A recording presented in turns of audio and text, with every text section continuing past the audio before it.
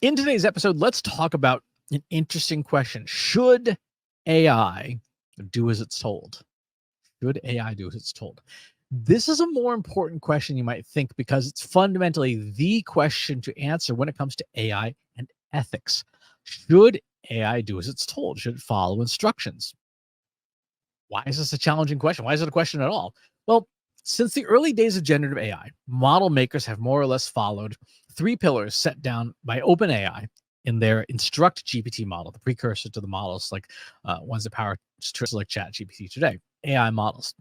The challenge is sometimes these conflict.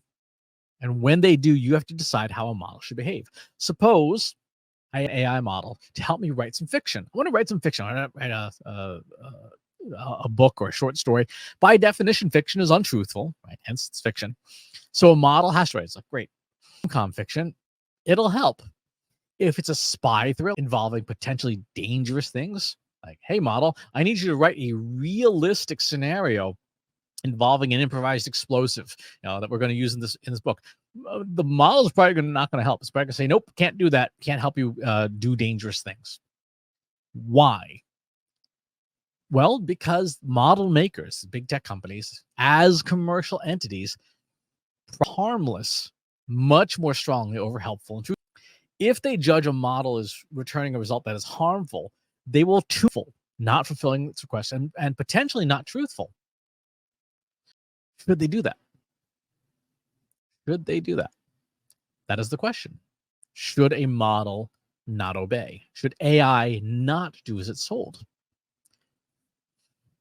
On the surface, you're like, of course it shouldn't be, provide harmful information. But there are use cases where you want a model to be helpful and truthful, even if the outputs are potentially harmful. Right? The fiction example, if I'm writing fiction, should it be helpful and truthful, even if the output is potentially harmful? Like, you can't Google this stuff and find, the U.S. Army's an explosives handbook. You can find the PDF online. You can actually go out and buy it. My copy's here. Yeah, stop.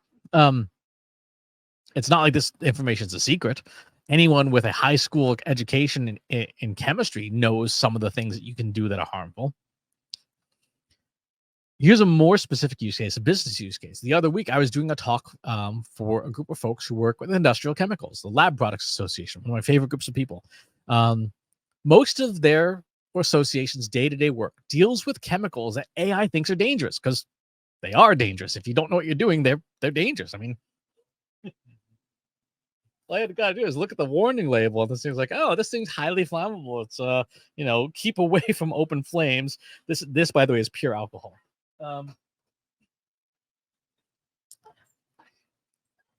And so when they work with a consumer AI model like ChatGPT and say, hey, I want to talk about alkyl fluorines, or I want to talk about trinitrotoluene, the tool says, nope, can't do that. Sorry, dangerous chemicals. Can't talk about it.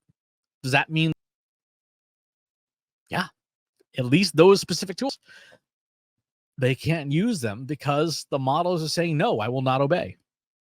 That is the reality. On the other hand, if you get a model that is tuned the way that would be balanced, right? Helpful, harmful, harmless, truthful. Yeah, it will answer those questions, but it will then also answer questions that can be potentially harmful, right? It can be coerced into saying and doing very bad things. Should a model be able to do that? If you ask it a fictional question like, how would I assassinate Iron Man? Right? Perfectly valid fictional question. The information it comes back with has real world implications. We don't obviously have people walking around in Iron Man suits, but the same general information could be harmful. Should that model answer? This is where things get really hairy, because we have to decide who gets to decide what is harmful. Who gets to make that decision about what is harmful? In most models, things like racism and sexism and a variety of other topics are considered harmful. And a model may or may not respond if you ask it to generate a certain type of content. There are people who are making calls saying that these models should not have that information in at all. Well, if you're trying to build a system that can spot racist content, it has to know what racist content is.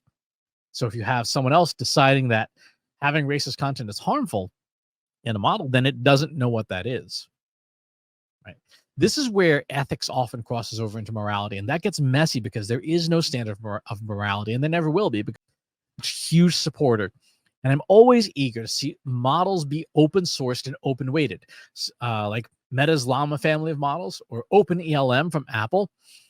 These are tools that not only are weighted and you are able to take them and tune them, but you can also, in the case of Apple M, you can actually rebuild the model from scratch, adding or subtracting content, adding or subtracting, and models be used for harmful purposes? Yes, of course they can. But they're also much more likely to follow instructions. And in the end, the knowledge itself isn't what's dangerous, it's what you do with it that causes or does not cause harm. I think it is a very risky position to allow a relatively small group of people to define what harmful is in generative AI tools that then get applied to everyone else on the planet. There should always be options, especially for legitimate business cases like my friends at the Lab Products Association, where a machine should do as it's told. I'm a firm believer that machines should do as they are told, and you hold the humans who use the machines liable for what is done with those machines. Going to do it for today's episode. Thanks for tuning in. Talk to you next time. If you enjoyed this video, please hit the like button. Subscribe to my channel if you haven't already. And if you want to know when new videos are available, hit the bell button to be notified as soon as new content is live.